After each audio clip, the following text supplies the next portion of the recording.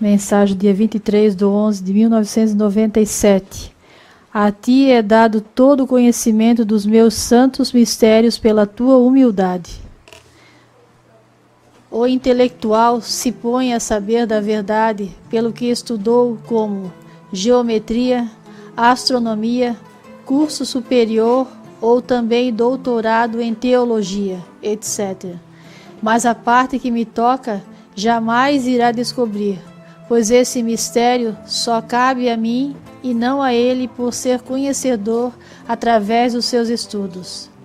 A missão, meu filho Bento, que cada um pode ter é dada espontaneamente à pessoa.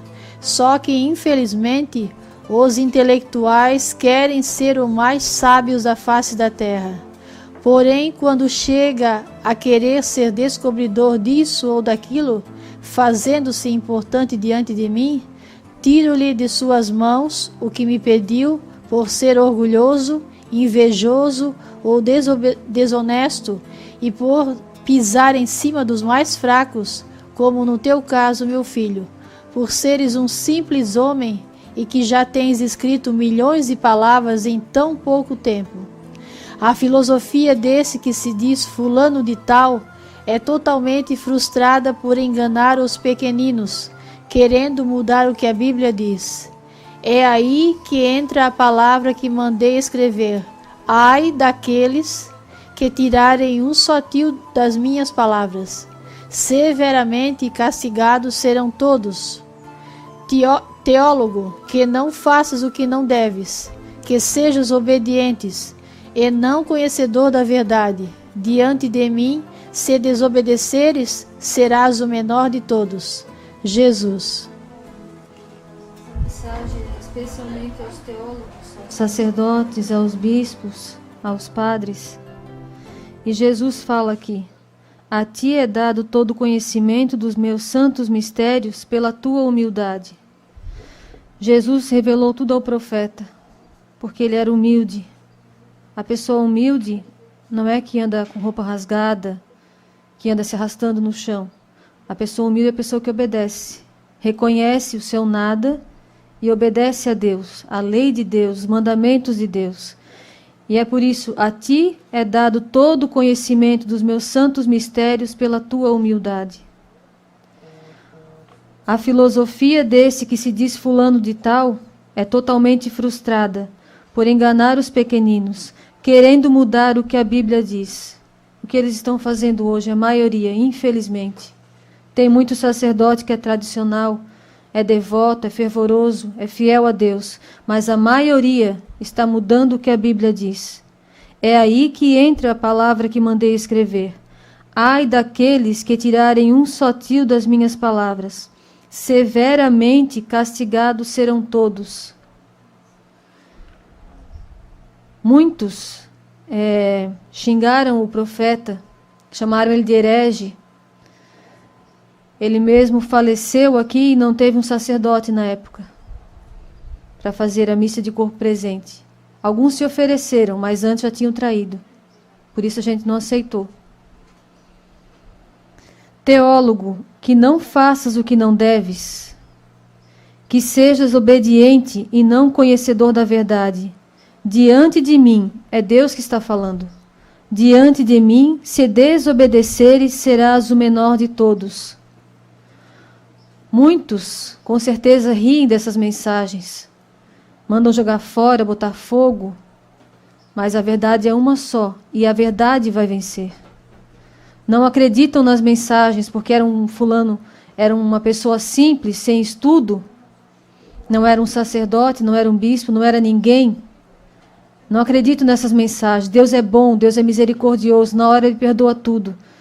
Deus já pagou pelos nossos pecados, Ele já morreu uma vez na cruz, agora já estamos todos salvos.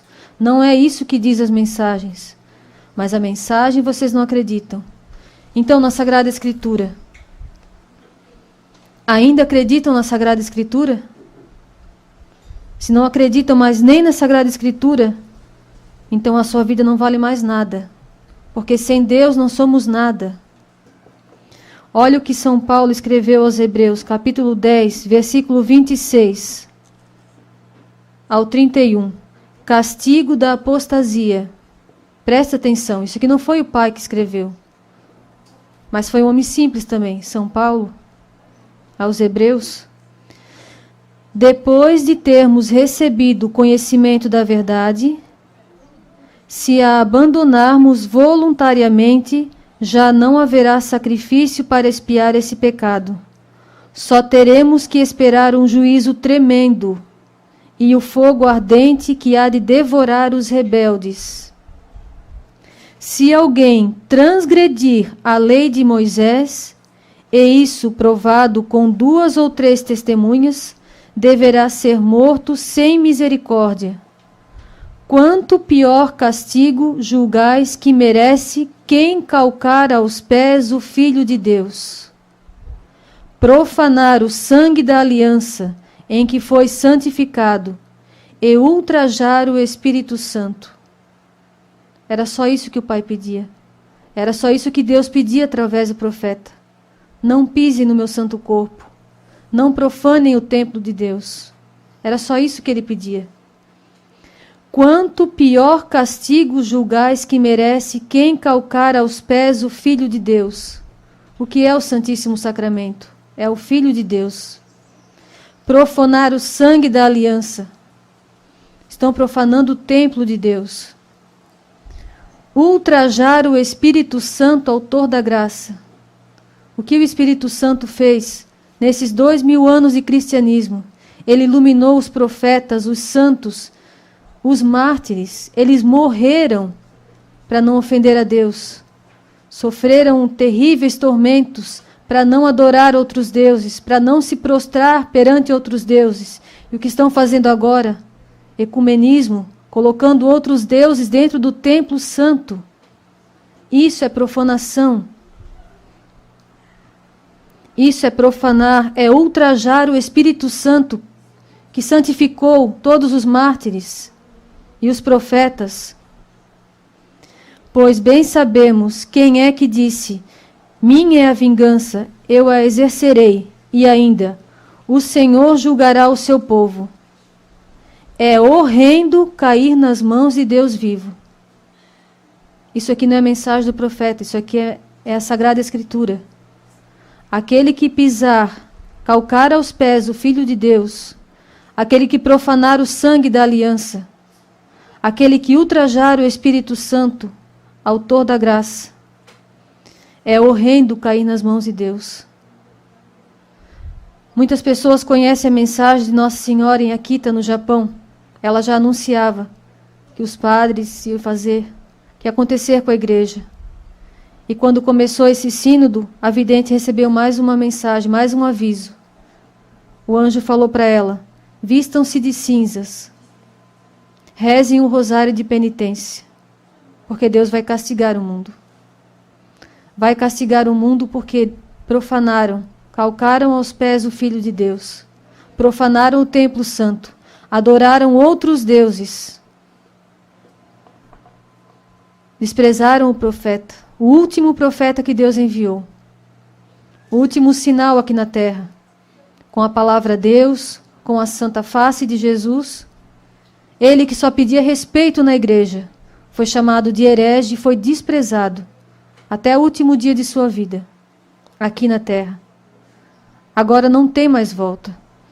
Agora Deus vai castigar as pessoas que estão profanando o templo de Deus. Porque se ele não abreviasse, se ele não viesse, ninguém escaparia.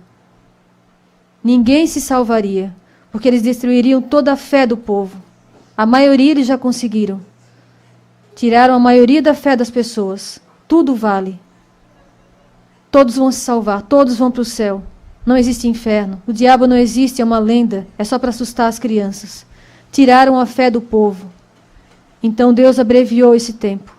Deus vai cumprir logo.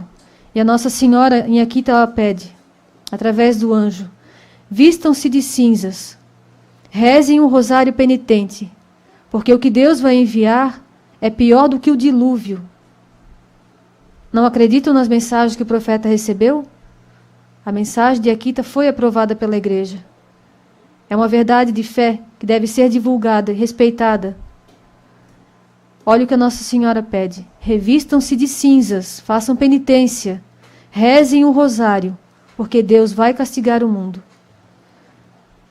Através do profeta ele falou e ele foi desprezado. Através da Sagrada Escritura ele avisou.